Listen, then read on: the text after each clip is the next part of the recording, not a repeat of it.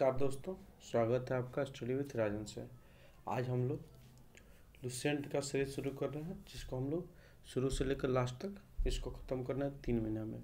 जो बच्चे अभी नए हैं और जिनको लुसेंट याद करने में दिक्कत होता है, उनके लिए वीडियो स्पेशल है। देखा गया है कि अधिकांश एग्ज़ाम में, चाहे वो PCS लेवल हो या उसके नीचे जो भी एग्ज़ाम हो, उसमें आपको इस लुसेंट की भूमिका लगभग में इनडायरेक्ट और डायरेक्ट रूप से 50% से ऊपर रहती है। किसी किसी एग्ज़ाम में 80% 90% तक क्वेश्चन होते हैं। अब बहुत सारे बच्चे को इतना फैक्ट याद करना मुश्किल हो जाता है, इसीलिए हम अपना अनुभव इसको कैसे पढ़ें, ठीक है, और कितना पढ़ें, क्या पढ़ें, इसको इस वीडियो में हम बताए हैं। उतना ही आप लोग पढ़ के जाइएगा। उससे क्वेश्चन आपको पूछेंगे लुसेंट से, तो उससे क्वेश्चन पूछे जाने की संभावना आपको 98% रहेगी। ये हम नहीं कहते हैं, ये हमारा एक्सपीरियंस कहता है। बहुत सारे PCS के एग्ज़ाम हम दिए हैं, कोई फाइनल स्टेज में है, अभी इंटरव्यू दे के रुके हुए हैं, तो कोई अभी प्री निकला हुआ है, किसी का मेंस हुआ है। उसी तरह से इस सब एग्ज़ाम दिए, लेकिन फिजिकल छोड़ देते थे। ठीक है दोस्त, बहुत सारे एग्ज़ाम क्वालिफाई किए हैं। तो आज हम सोचे हैं कि लॉकडाउन का फ़ायदा उठाया जाए और बच्चों को, मतलब जो अभी नए तैयारी करने वाले हैं या जिनको तकलीफ़ है, वो इस वीडियो को देख के अपना लाभ उठाएं। चलिए दोस्तों, अब आते हैं। हम सबसे पहले शुरू करेंगे इतिहास से। और इतिहास में आपको जानते हैं कि 3 सेक्शन है, प्राचीन, मध्यकालिक और आधुनिक। लेकिन देखा गया है कि कोई भी एग्ज़ाम हो, उसमें आधुनिक भारत से अधिकांश क्वेश्चन किए जाते हैं। तो हम लोग क्यों नहीं पहले आधुनिक भारत को कवर कर लिया जाए, उसके बाद जो जो इम्पोर्टेंट वाइज होगा उसको हम लोग कवर करेंगे। अगर वीडियो अच्छा लगे और लगे कि आप लोग के लिए यूजफुल है, तो अधिक से अधिक शेयर कीजिएगा और इसको सब्सक्राइब जरूर कीजिएगा। सब्सक्राइब कीजिएगा तो मेरा भी हेल्प हो जाएगा, ठीक है, और शेयर पर जरूर कीजिएगा ग्रुप में। चलिए, आधुनिक भारत आपको लुसेंट में जो है वो आपको दिया है औरंगजेब की मृत्यु के बाद से। मतलब औरंगजेब की मृत्यु कब हुई थी? 1707 ईस्वी में। तो जब औरंगजेब की मृत्यु हुई, तो उसके बाद में क्या हुआ कि उनके पुत्रों, 3 पुत्र थे, उनके बीच में आपको युद्ध छिड़ गया। उत्तराधिकारी के लिए युद्ध छिड़ गया। तो उस उत्तराधिकारी के युद्ध में सिख लोगों की 10वें गुरु गोविंद सिंह जो थे, उन्होंने बहादुर शाह का साथ दिया था। किनका साथ दिया था दोस्तों? तो बहादुर शाह का साथ दिया था। ठीक दोस्त,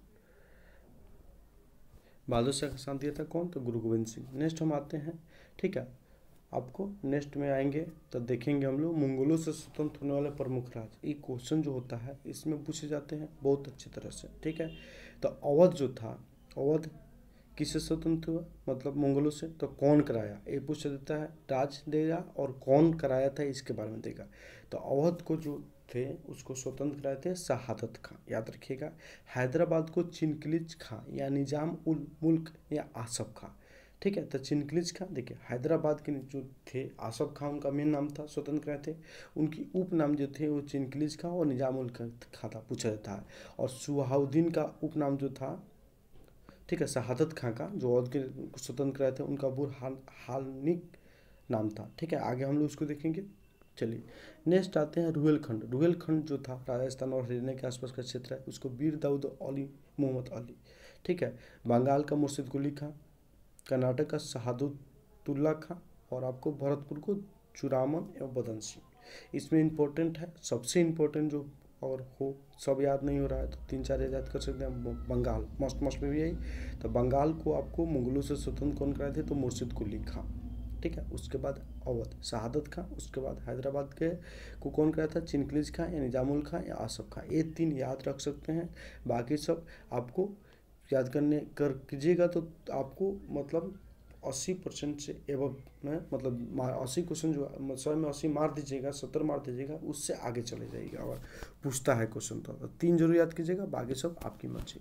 नेक्स्ट आते हैं दोस्तों हम, मुगल सम्राट बहादुर शाह ने शाह आदत खां को बुरहान उल मुल्क की उपाधि दी थी। ये इंपॉर्टेंट है। जिससे हम बताए थे अवध को कौन के था? शहादत खां। तो उनका एक और काम था, बुरहान उल मुल्क था, ठीक है।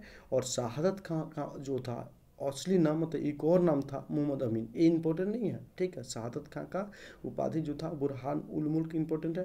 अवध को स्वतंत्र करते ही इंपॉर्टेंट है। उनका असली नाम क्या था, नकली नाम क्या था, उससे कोई मतलब नहीं है। आज तक देखें किसी एग्जाम में हम पूछा नहीं है, ठीक है।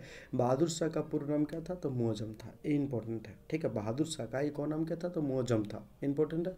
बहादुर शाह को शाह खबर के नाम से जाना जाता है। ठीक है, शाह खबर के नाम से भी जानता है। तो बहादुर शाह जो थे वो आपको औरंगजेब के उत्तराधिकारी हुए। ठीक है, ये याद रखिएगा। बहादुर शाह जो है उनका एक और नाम क्या था? मुअज्जम था। बहादुर शाह शाह खबर के नाम से जाने जाते हैं। ठीक है, ये इतना याद रखिएगा। ठीक है, और इसके बाद जो थे बहादुर शाह का शासनकाल जो था 1707 से 1712 था, ये याद रख सकते हैं, उतना भी जरूरी नहीं है, लेकिन अगर कर्मज मंगल शासन तक याद करना हो तो कर सकते हैं। उसके बाद जो उत्तराधिकारी हुए जहादार शाह हुए। ठीक है, कौन हुए दोस्तों? तो जहादार शाह हुए। उसके बाद आपको जहादार शाह, उसके बाद जहादार शाह, तो जहादार शाह आपको लाल कुमारी नामक वेश्या, कौन? तो लाल कुमारी, ये इंपॉर्टेंट रख सकते हैं यार, जरूरी भी नहीं है, लेकिन जहादार शाह लाल कुमारी नामक वेश्या को अपने शासनकाल में हस्तक्षेप देने का अधिकार प्रदान किया था। ठीक है दोस्तों, चलिए नेक्स्ट आते हैं। हाँ, ये सबसे मोस्ट इम्पोर्टेंट, मुगलकालीन इतिहास में सैयद बंधु, मुगलकालीन इतिहास में सैयद महमूद सबसे इम्पोर्टेंट। ठीक है, नए वाले लोग हैं जो इसको इसको जरूर याद कीजिए। हुसैन अली खां और अब्दुल्ला खां को शासक निर्माता के रूप में जाना जाता है। ठीक, जहादर शाह को लफ्टन मुल्क भी कहा जाता है। तो शासन निर्माता हुसैन अली खां और अब्दुल्ला खां। ठीक है, ये याद रखिएगा। जहादर शाह को लाल लफ्ट मुल्क के नाम से भी जानते हैं। ठीक है, जहादर शाह के बाद जो है वो है फर्रुखशियर, जिनका 1713 से 1719 तक शासनकाल था। ठीक है, फर्रुखशियर मुगल वंश का घृणित कार्य कहा जाता है। फर्रुखशियर को मुगल वंश का घृणित कार्य कहा जाता था। सुंदर युवतियों के प्रति अत्याधिक रुझान के कारण इनके अगले जो हुए 2-3 बीच में हुए छोटे छोटे राजकुमार, उनको ज़्यादा याद करने की जरूरत नहीं है, याद नहीं हो, छोटे एग्जाम के लिए नहीं पूछे जाते हैं। कुछ भारी क्वेश्चन बना के पूछेगा तो पूछेगा, तो उतना जरूरत नहीं है आप लोग को। ठीक है, तब जरूरी है तो एडवांस पढ़ने के लिए अभी लुसेंट के बाद हम सीरीज चलेंगे, उसमें आप लोग देखिएगा। ठीक, फर्रुखशियर को मुगल वंश का घृणित कार्य कहा जाता है। सुंदर युवतियों के प्रति रुझान के कारण मोहम्मद शाह, किसको? तो मोहम्मद शाह को रंगीला बादशाह कहा जाता है। मोहम्मद शाह को रंगीला बादशाह कहा जाता है। एक संगीतकार के रूप में मोहम्मद शाह को अनेक ख्यालों, मतलब संगीतकार के रूप में अनेकों पुस्तकें रचना की थी। तो आपको रंगीला बादशाह, मोहम्मद शाह याद रखिएगा। ठीक है, इन्होंने बहुत सारे संगीत के रचना किया था। तुरानी सैनिक, ठीक है, मतलब तुरानी पुरानी कुछ हो याद करने की जरूरत नहीं है। ठीक है, सैयद बंधुओं की हत्या आपको 1720 ईस्वी में किसके द्वारा करवा दी गई? तो मोहम्मद शाह के द्वारा करवा दी गई, इतना याद रखिएगा। ठीक है, मोहम्मद शाह के शासनकाल में हैदराबाद के चिनकिलीज खान ने निजाम मुल्क की उपाधि धारण की, जैसे बताए हैं, इंपॉर्टेंट भी बताए हैं। और 1725 ईस्वी में हैदराबाद का स्थापना किया था। ठीक है, याद रखिएगा। और किसकी लड़ाई हुआ? हैदराबाद तुरानी रानी, कोई आवश्यकता नहीं है, उसको नहीं पूछा जाता एग्जाम में जल्दी। ईरान के सम्राट, देखिए इंपॉर्टेंट है, मोस्ट इंपॉर्टेंट, ईरान के सम्राट नादिर शाह ने 1739 ईस्वी में दिल्ली पर आक्रमण किया। ठीक है, उस समय दिल्ली का शासनकाल कौन था? मोहम्मद शाह। तो 1739 ईस्वी में नादिर शाह ने कहाँ आक्रमण किया था? दिल्ली पे। ठीक है, उस समय मुगल बादशाह कौन था? मोहम्मद शाह। मोहम्मद शाह का शासनकाल 1720 से लेकर 1748 तक, इसी समय आक्रमण हुआ था नादिर शाह के द्वारा। ये लाइन इंपॉर्टेंट है, हाईलाइट कर लीजिए।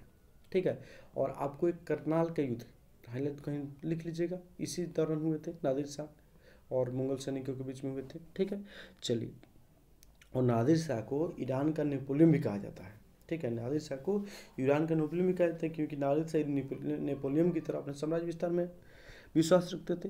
ठीक है, नादिर शाह जब दिल्ली आए तो उन्होंने दिल्ली से क्या क्या ले गए, एक क्वेश्चन पूछे जाते हैं, इसको भी हाईलाइट करिएगा। तो एक 70 लाख रुपया, दूसरा तख्ते ताउस और तीसरा कोहिनूर हीरा। ठीक है, तख्ते ताउस मतलब सोने का शासन था, वो बनवाए गए थे किसके द्वारा? शाहजहाँ के द्वारा, तो उसको लेके चला गया। तो ये इंपॉर्टेंट रखिएगा। इसी तरह से पूछता है कि तख्ते ताउस को ऊपर बैठने वाला अंतिम शासक कौन था? तो मुगल शासक, याद रखिएगा, इसको हाईलाइट कर लीजिए। और साइड में कहीं जगह मिले तो लिख लीजिए कि प्रथम शासक कौन था जो तख्ते ताउस पर बैठा था? तो बनाया कौन था? शाहजहाँ। तो वहीं नहीं बैठेगा, तो शाहजहाँ द्वारा प्रथम बार इस पर बैठा गया था, अंतिम बार मोहम्मद शाह के द्वारा, ये बात याद रखिएगा। ठीक, चलिए, उसके बाद देखिए मेन इंपॉर्टेंट होगा। नेक्स्ट जो था आपको दिल्ली पर कब्जा अंग्रेजों के द्वारा 1803 ईस्वी में पूर्ण रूप से कर लिया गया। ठीक है, और आंशिक रूप से क्या किया गया?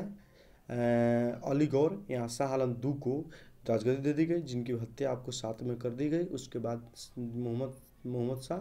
बहादुर शाह जफर को दिल्ली पर गद्दी पर बैठाया गया, ठीक है, ये इतना याद रखिएगा। तो शाह आलम द्वितीय के शासनकाल में 1803 ईस्वी में दिल्ली पर कब्जा कर लिया गया अंग्रेजों द्वारा, ये हाईलाइट कर लीजिएगा।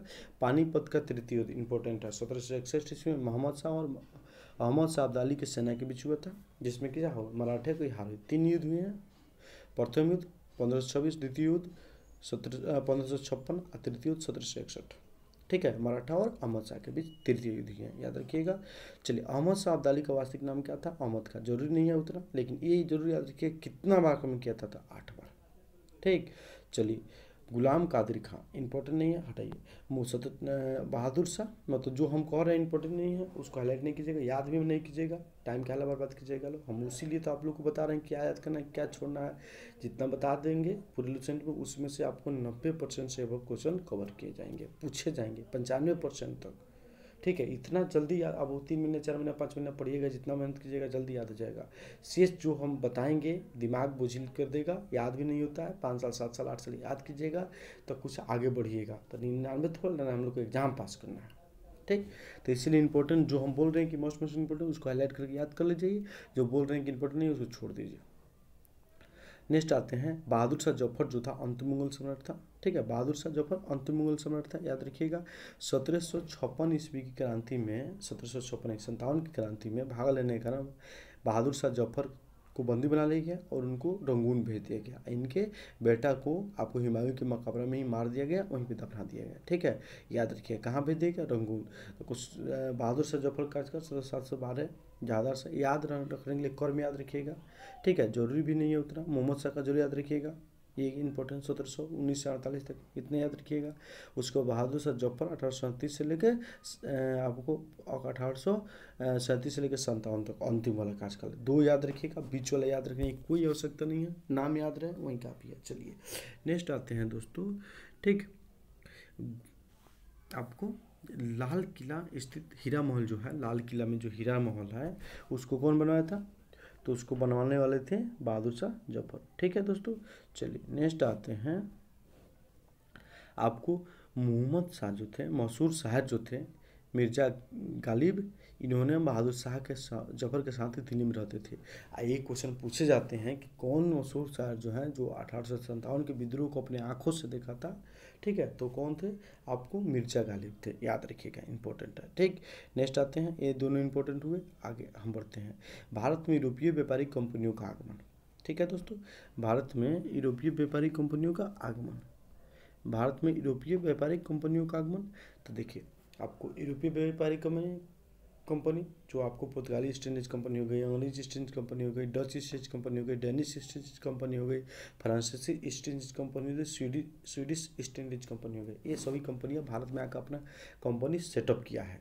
तो इनका आप नाम याद रखिएगा। प्रथम बार कौन है? तो पुर्तगाली ईस्ट इंडीज कंपनी द्वारा स्थापित किया गया। कब? 1448 ईस्वी में, 1498 ईस्वी में। कब किया गया?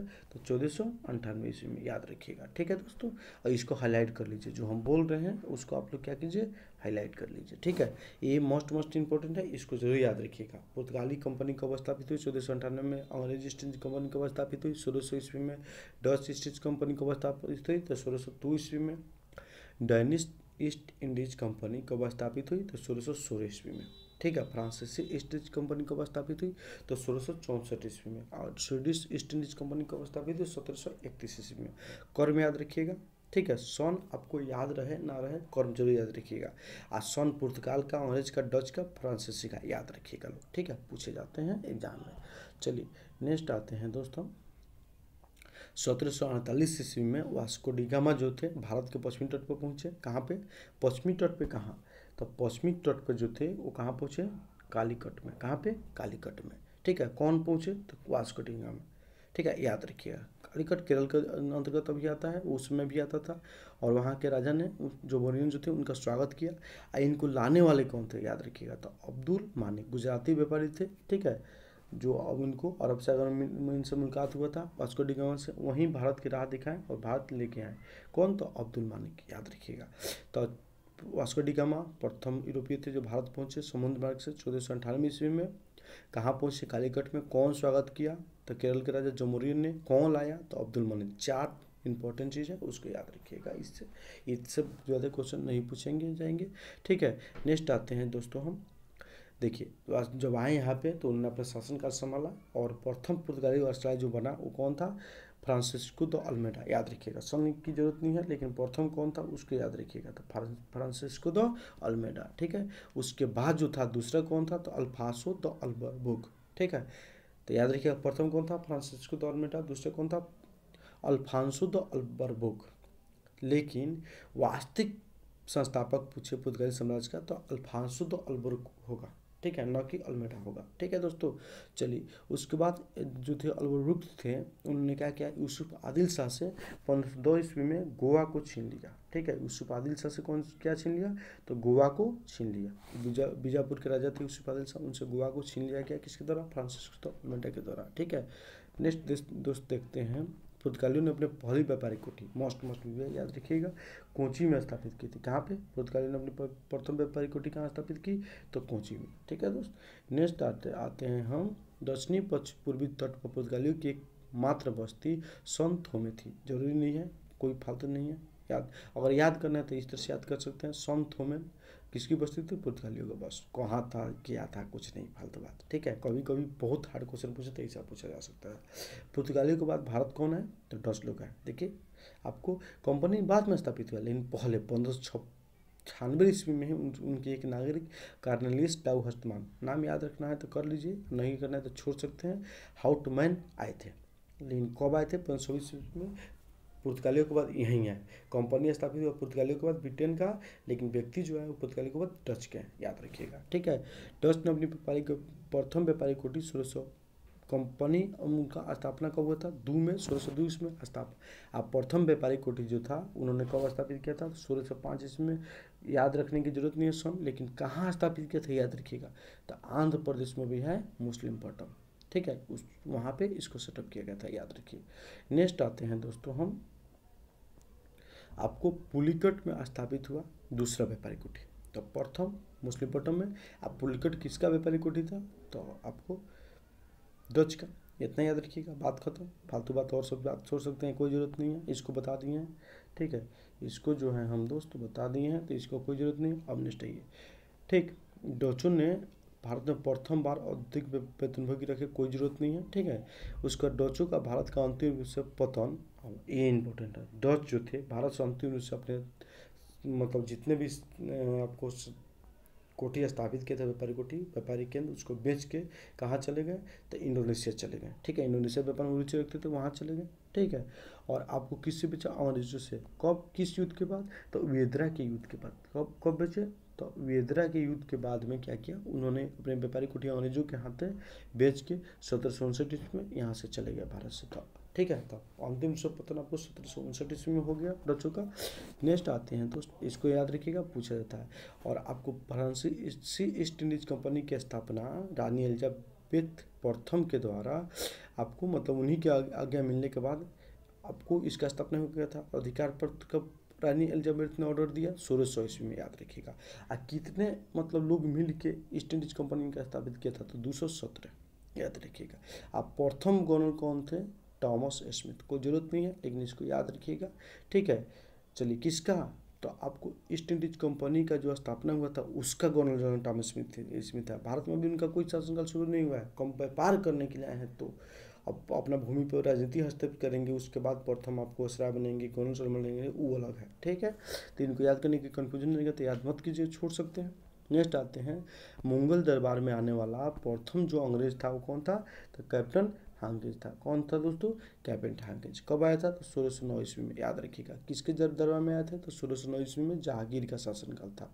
ठीक है, किसके दरबार में आए थे, तो जहांगीर के शासनकाल में आए थे। ठीक है, चलिए जहांगीर, इतना याद रखिएगा। नेक्स्ट आते हैं, जो कैप्टन हांकिंज जो थे, ठीक है, कैप्टन हांकिंज जो थे वो किस जहाज से थे, कभी कभी पूछा जाता है, उतना जरूरी नहीं है। Red dragon. ठीक है, रेड ड्रैगन चीन का आपको सिंबॉलिक पहचान भी है। नेक्स्ट आते हैं दोस्तों हम लोग, अंग्रेजों ने अपनी प्रथम व्यापारिक कोठी मतलब सफलतापूर्वक मुस्लिमपट्टनम में खोला था, लेकिन 1608 ईस्वी में गुजरात में प्रयास किया था। ठीक है, तो इसीलिए प्रथम अंग्रेज अपना व्यापारिक कोठी कहाँ खोला था, तो गुजरात में। ये क्वेश्चन पूछे जाते हैं, तो आप लोग मुस्लिमपट्टनम में लिएगा, गुजरात में लिएगा। वैसे सफल तो प्रथम बार हुआ मुस्लिमपट्टनम में ही, खोलने का प्रयास कहाँ किया गया था, तो गुजरात में। गुजरात में जो खोलने का प्रयास किया था सफलता नहीं मिली, लेकिन 1613 ईस्वी में वहाँ सफलता मिल गई।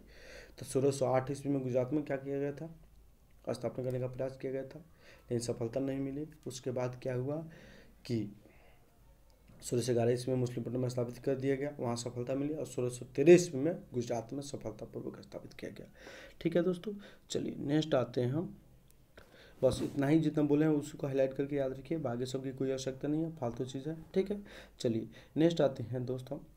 आपको 1615 ईस्वी में टॉमस रो अंग्रेज राजदूत भारत है जहांगीर के दरबार में। उस समय भी जहांगीर का शासनकाल था। जहांगीर का शासनकाल आपको 1606 ईस्वी से लेकर 28 तक है, 1605 से 28 तक, इतना याद रखिएगा। ठीक है, सन के पीछे उतना मत भागिएगा, लो सन उतना नहीं पूछा जाता है, तो इतना याद रखिएगा। टॉमस रो कब है, 1600 में जहांगीर के शासनकाल में आए थे। ठीक है, टॉमस रो किसके दरबार में आए थे, जहांगीर के दरबार में। सन याद करने की भी जरूरत नहीं है अगर याद नहीं रहे तो। ठीक है, नेक्स्ट आते हैं। नेक्स्ट जो इम्पोर्टेंट बताएंगे वही इम्पोर्टेंट है। ठीक है, नेक्स्ट जो इम्पोर्टेंट है वो है मद्रास राज्य की स्थापना किसने की थी। ठीक है, इसमें है, इसमें लिखा दूसरे रूप से है, लेकिन इसको आप लोग याद रखिएगा, मद्रास राज्य की स्थापना फ्रांसिस डे ने किया था। ठीक है, उसी तरह से इसका नाम क्या रखा गया, तो फोर्ट सेंट जॉर्ज, इसको हाईलाइट कर लीजिएगा। ठीक है, तो मद्रास का स्थापना कौन किया था, तो फ्रांसिस डे ने। उसका नाम क्या रखा, तो फोर्ट सेंट जॉर्ज। बस इतना इंपॉर्टेंट है, आगे सब की कोई आवश्यकता नहीं है आप लोग को। ठीक, नेक्स्ट आते हैं। देखिए मुंबई जो था पहले पुर्तगालों के कब्जे में था, लेकिन क्या हुआ कि पुर्तगाल और ब्रिटेन के राजकुमार से पुर्तगाल के राजकुमार का शादी हुआ, उनको दहेज मिला, वहाँ के राजा कंपनी को आपको दे दिए कुछ पैसा लेके। ठीक है, वार्षिक लीज पे। तो आपको मुंबई जो था अंग्रेजों को किससे प्राप्त हुआ था, तो पुर्तगाल से। इतना याद रखिएगा, किसका ब्याह हुआ, किससे हुआ, कोई फायदा नहीं याद करने का, कोई गलत नहीं है। मुंबई किसको प्राप्त हुआ था, किससे, तो पुर्तगालियों से प्राप्त हुआ था। किसको, तो इन्हीं को, आपको ब्रिटिश को। ठीक है, बस इतना याद रखिएगा। नेक्स्ट याद रखिएगा कि मुंबई शहर की स्थापना किसने किया था। ठीक है, तो गेराल्ड ओंगियर, बस दूसरा कुछ नहीं। मुंबई शहर की स्थापना किसने की था, गेराल्ड ओंगियर। और एक बात और याद रखिएगा, गुजरात में जो आपको सूरत में व्यापारिक कोठी खुली गई थी, मुख्यालय था, प्रमुख मुख्यालय, कुछ दिन के बाद वहीं आपको मुंबई चला गया सेटअप करके। ठीक है, चलिए नेक्स्ट आते हैं हमको। अंग्रेजों ने आपको पश्चिम बंगाल में 1691 ईस्वी में शाह शुजा के द्वारा आपको मान्यता प्राप्त किया गया व्यापार करने के लिए, याद रखिएगा। ठीक है, क्या कहते हैं उससे क्या नहीं कहते उससे मतलब नहीं है। अंग्रेजों ने कल 3 कोठी, कौन कौन, तो सुतानुती, कालीकट और गोविंदपुर गाँव को मिला के कलकत्ता राज्य की स्थापना किया था। बस कलकत्ता की स्थापना किया था। कौन किया था, तो आपको कौन किया था, तो ये किए थे आपको चार्ल्स आयर नहीं, जॉर्ज चार्नोक। कौन किए थे दोस्तों, जॉर्ज चार्नोक के द्वारा किया गया था। इसको स्थापना कौन किया था, जॉर्ज चार्नोक। बस ठीक है, तो कौन, तीनों गाँव मिला के, सुतानुती, कालीकट, गोविंदपुर, कौन किया था, तो जॉर्ज चार्नोक। बस फालतू तालतू जो भी लिखा है हटा दीजिए, गोली मारी इसको, कोई जरूरत नहीं याद करने का। पूछेगा कि नहीं, आप लोग का 95% क्वेश्चन कवर हो जाएगा हम जितना बता रहे हैं। ठीक, नेक्स्ट आते हैं। भारत में फ्रांसीसी के प्रथम कोठी, मोस्ट इम्पोर्टेंट, हाईलाइट कर लीजिए। ठीक है, भारत में फ्रांसीसी को प्रथम कोठी फैंकोर के द्वारा सूरत में आपको स्थापित किया गया था। तो आपको सबसे पहले अंग्रेजों ने सूरत में ही व्यापारिक कोठी स्थापित किया। ठीक है, और उसके बाद आपको फ्रांसीसी ने भी सूरत में स्थापित किया। ठीक है, और कौन किया था, फ्रांसीसी को। उसी तरह पुर्तगालियों ने कालीकट में और मुसलिमपट्टनम में डचों ने, इतना याद रखिएगा। ठीक, चलिए नेक्स्ट आते हैं। पांडुचेरी था, उसका स्थापना कौन किया था, तो फ्रैंक मार्टिन। कौन था, फ्रांसीसी था। तो फ्रांसीसी लोग आप लोग को पता है, पांडुचेरी जो था द्वीप आपको आज़ादी के बाद तक था, 1954 तक, बाद में भारत सरकार द्वारा उसको छुड़ाया गया। तो वहीं पांडुचेरी की स्थापना कौन था, फ्रैंकिस मॉरिस। ठीक है, मार्टिन ने किया था, फ्रांसीसी थे। उसके बाद आते हैं, 3 युद्ध हुए हैं। ठीक है, कर्नाटक युद्ध के नाम से 3 युद्ध को जाना जाता है। ठीक है, प्रथम कर्नाटक युद्ध, द्वितीय कर्नाटक युद्ध, तृतीय कर्नाटक, याद रखिएगा। कब से कब, 1746 से 48 याद रखिए। नेक्स्ट जो है तृतीय कर्नाटक युद्ध। ठीक है, उसको भी याद रखिएगा। द्वितीय कर्नाटक युद्ध वो 1749 से लेकर 54 तक हुआ था। तृतीय कर्नाटक युद्ध भी याद रखिएगा, 1756 से 63। इतना हाईलाइट जरूर कीजिए। ठीक है, आप देखिए प्रथम कर्नाटक युद्ध जो था खत्म हुआ आपको ए ला सापल की संधि से, ए ला सापल की संधि। और युद्ध युद्ध क्यों हुई था भारत में, तो इसका प्रभाव था ऑस्ट्रेलिया के उत्तराधिकारी युद्ध का मेन प्रभाव था, इतना याद रखिएगा। प्रथम कर्नाटक युद्ध का कहानी खत्म होगा, उतना ही याद रखिए, फालतू बात याद करने की कोई जरूरत नहीं है। संधि हो गई, युद्ध खत्म। यूरोप में संधि होती है, भारत में युद्ध खत्म हो जाता है। ठीक, नेक्स्ट आते हैं, कहानी बहुत सारा है, इसके बारे में और सारा फैक्ट है, तो आपको लुसेंट हम पढ़ा रहे हैं ना कि आपको इतिहास पढ़ा रहे हैं। ठीक है, तो लुसेंट में जो दिया है वो इम्पोर्टेंट है, उसी को हम बता रहे हैं। और जो नए नए तैयारी करने आ रहे हैं, जिनको इस लुसेंट करने में याद करने में परेशानी होती है, उनके लिए वीडियो है। ठीक है, और जिनको याद हो जाता है आराम से वो आपको देख सकते हैं इम्पोर्टेंट फैक्ट के लिए, नहीं तो नहीं देखना तो कोई बात नहीं, लेकिन जो जिनसे याद नहीं होता उनके लिए। ठीक, नेक्स्ट आते हैं दूसरे कर्नाटक युद्ध, जैसे बता दिए हम 1749 से लेकर 54 तक हुआ था, 1749 से लेकर 54 तक हुआ था। ठीक, और इसमें आपको गवर्नर जनरल जो थे फ्रांसीसी के डुप्ले थे। कौन थे? डुप्ले, हाईलाइट जरूर कर लीजिएगा, डुप्ले इंपॉर्टेंट है। ठीक है, डुप्ले जो थे हार गए, हारने के बाद इनको वापस करा बुला लिया गया। उसके बाद जो गवर्नर जनरल नियुक्ति हुए वो गढ़ेहू साहब हुए। कौन हुए? गढ़ेहू साहब हुए। ठीक है, और द्वितीय फ्रांसीसी युद्ध का हुआ कि पांडिचेरी की संधि से समाप्त हो गया। ठीक, चलिए नेक्स्ट आते हैं तृतीय आपको फ्रांसीसी युद्ध होते हैं। इंग्लैंड में सप्तवर्षीय युद्ध हुआ फ्रांस और ब्रिटेन के बीच में, उसी के प्रभाव से भारत में भी कर्नाटक युद्ध तीसरा युद्ध हुआ। पेरिस के संधि जब हुआ 63 ईस्वी में, उसके बाद युद्ध समाप्त हुआ, सप्तवर्षीय युद्ध यूरोप में, भारत में समाप्त हुआ। इसी बीच क्या हुआ कि अंग्रेजी सेना जो थे, सर आयरकुट सेनापति जो थे, उन्होंने क्या किया, अंग्रेजी सेना का नेतृत्व करते हुए वांडीवास के युद्ध में पांडिचेरी को फ्रांसीसी को बुरी तरह पराजित किया 1760 में। अब वेदरा का युद्ध हुआ था 59 में। वेदरा का युद्ध ब्रिटिश और फ्रांस के बीच हुआ था, याद रखिएगा। वांडीवास का युद्ध हुआ था ब्रिटेन और फ्रांस के बीच में। ठीक है, वेदरा का युद्ध ब्रिटेन और डच के बीच में। और यहाँ पे क्या हुआ, पूरी तरह से हरा दिया और संपूर्ण बस्ती को कब्जा में लिया अंग्रेज ने। लेकिन क्या हुआ, एकमात्र बस्ती, आपको क्या नाम था उसका याद करने की जरूरत नहीं है, चंद्रनगर, तो चंद्रनगर को छोड़कर सभी लौटा दिया गया। ठीक है, लौटा दिया गया। और ये लौटाने के बाद उन्होंने मैत्री संबंध स्थापित हो गया यूरोप में भी, भारत में भी। और फ्रांसीसी जो थे भारत की आज़ादी तक रहे, 1954 ईस्वी में भारत को छोड़ के वो गए, जब भारतीय सेना ने इनको ख़त्म किया। तो आपको इतना सारा फैक्ट था जिसको आप लोग याद कर लीजिएगा। उसके बाद हम लोग देखेंगे इसमें जो जो बोले हैं वो इम्पोर्टेंट चीज़ है, उसको याद जरूर कर लीजिएगा एक बार। ठीक है, और अगर वीडियो अच्छा लगे तो आपको फिर दूसरा हमारा आपको कल यहाँ परसों लाएंगे, नेक्स्ट दिन रोज़ एक वीडियो आएगा, सब्सक्राइब कर लीजिए। ठीक है, ताकि वीडियो का नोटिफिकेशन आए तो आपको मिल जाए, और अच्छा लगे तो शेयर कीजिए। इस तरह से हम लोग 2-3 महीने में लुसेंट खत्म कर देंगे, लॉकडाउन खत्म, लुसेंट खत्म, भगवान न करे उतना दिन चले, लेकिन जो भी हो 3-4 महीने में हम खत्म कर देंगे। अगर दरोगा तैयारी करने वाले हो, नए नए बिहार पुलिस की तैयारी करने वाले लड़के हो, जीके जाने के इच्छुक लड़के हो, 8, 7, 9 के, सब लोग इसको पढ़ सकते हैं। ठीक है, जिनको लुसेंट याद नहीं होता वो पढ़ सकते हैं। तो अगर अच्छा लगा हो तो आप लोग कमेंट करके ज़रूर बताएं कि अच्छा लगा, और शेयर करके करेंगे। ठीक है, चलिए धन्यवाद दोस्तों।